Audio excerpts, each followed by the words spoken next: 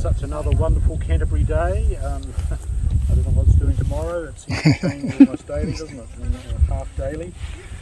So let me just give you a sort of brief background to why we're doing all of this and the theoretical framework around what the specific methodology is built on. And I apologise for those of you that already know this stuff. It might just help provide a little bit of a context. I sometimes carry around with me my sort of mobile PowerPoint presentation. I don't have a big screen, but I've got these little cardboard things, and I'll try to kind of show them to you closely so that you can all see roughly what the pictures are. You can have a look at them later more closely if you wish. But I guess the starting point really is the state of New Zealand's biodiversity on the planet, and it's kind of gone a little bit downhill. You can see that sort of graph there which shows the loss of forest and of course the associated wildlife, over the last 1,000 years or so. And it's a combination of less really the direct disturbance caused by humans when they first arrived here, and subsequently when colonial settlement started to occur a couple of hundred years ago, but more to do with the specific and unique biogeography of the New Zealand situation. So from about 60 million years ago, when New Zealand carved off the giant supercontinent of Gondwana, as we call it now, of course it didn't have that name then, did it? We were sort of more or less isolated from some key elements of the ecosystem, and specifically I'm talking about terrestrial mammals. So although we've got bats and sea mammals, we have no land mammals, and as compared to the major continents of the world, which was a significant impact on the sort of evolution and the characteristics of both the flora and wildlife that develops either in continents or, in this case, in an isolated sort of mini continent of Aotearoa, New Zealand. And very sort of broadly, animals, kind of like mammals, drive a much sort of faster, more urgent kind of ecosystem processes. They are, very successful organisms on the planet, of course. They're very voracious predators, and they're very intensive browsers of vegetation. And of course, when that pressure is on, there's pressure on the plant material to respond to that and to grow fast and to reproduce fast and to recover quickly from defoliation, for example. Hence all of these dense sward grasses, which are a direct response to the co-evolution with browsing mammals, which would come in and graze them right down to nothing, and then they very quickly rebound again. So New Zealand flora didn't have any of that. So when we introduced all these thousands of introduced species, not only the mammals but also the plant material, it put our own native contribution to biodiversity, our own native plants and animals, at an enormous disadvantage. And so on top of that, when European settlement occurred, we brought in a whole lot of things which were especially useful to us, to our economy, all of our productive species, and also the systems for managing the landscape to generate not only food for us but also for export to develop our whole economy. So getting a little bit wide here, but the consequences, especially for flat land like the Canterbury Plains, which have where you can potentially sort of cultivate every square metre of it and turn it into productive land, is that we've kept pushing nature back to the fringes, up onto the foothills, to tiny little fragments, and maybe along watercourses, or maybe along around the coast and so on, or in valleys and gullies that are too steep to cultivate. So over the last several decades, of course, people have become more and more conscious of this, how we've lost our heritage and our identity that's associated with that, and we have embarked on all sorts of means of sort of trying to recoup what's been lost and to re-establish functional ecosystems of our native plants and animals. So we're going to move away from that, and so in order to do that we need to understand the underlying terrain in which we're operating. Make sure it's got the right way. You don't need to understand the detail of that, but you can see there's a whole lot of colours on this sort of map of the Canterbury Plains, and they reflect different soil types and different landforms. Some of them are stony and bony and dry, and others are sort of floodplains and or wetlands, which have much permanent soil moisture conditions. And so there's a huge range of conditions, often even within just a very short distance from one another. I mean, just look at that pond, for example, and you see it's aquatic, and then within a couple of metres it's kind of almost like semi-arid, there are stones and so on. And then of course this hill here adds another dimension to that diversity within quite a small space.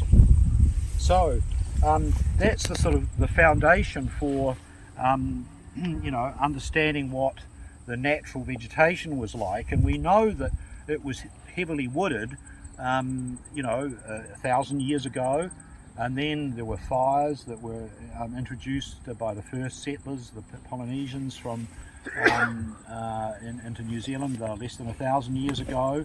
And then of course there was a long series of centuries of recovery, of natural succession back to its natural wooded state, both dry woodlands and some of those wet floodplain woodlands.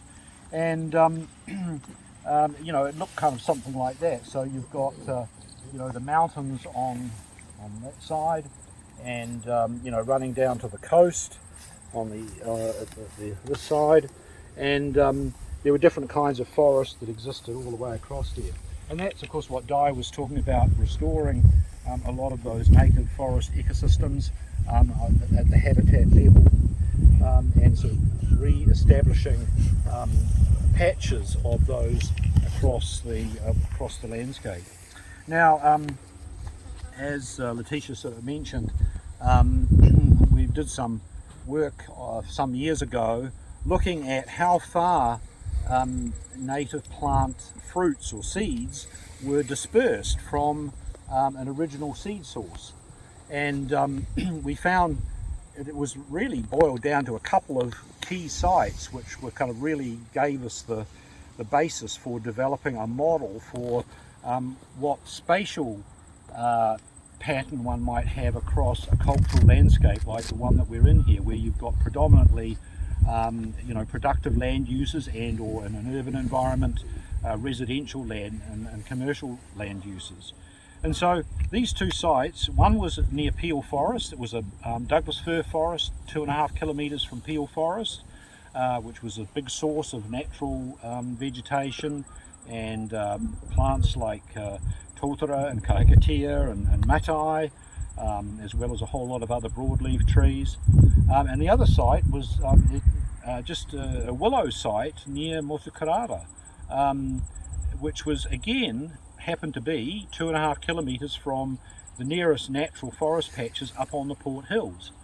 And what we found in those, both in the Douglas fir forest on the one hand and the willow forest on the other, was those three Canterbury podocarps, the totara, the matai and the kahikatea.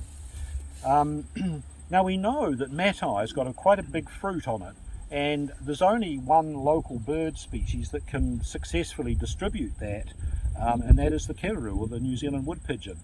It's got a big enough gape to be able to swallow that large fruit. And so you'd think, well, okay, so how did those matai seedlings get into this place? Well, we also happen to know that kerru feed on foliage as well as fruits, and they feed on the young spring shoots of willow, and also they feed on the young spring shoots of Douglas fir, interestingly enough. They're not interested in pines, but the Douglas fir have nice soft fresh foliage at the in the springtime, and we've actually witnessed Kererū feeding on those things. And so, putting two and two together, our inference is that Kererū fed on the source trees up in those peel forest or up in the Port Hills, and they travelled out to forage out for other nice juicy food, and they found the Douglas fir, and they found the fresh willow foliage, and they dropped the seeds of those plants underneath those exotic nurseries.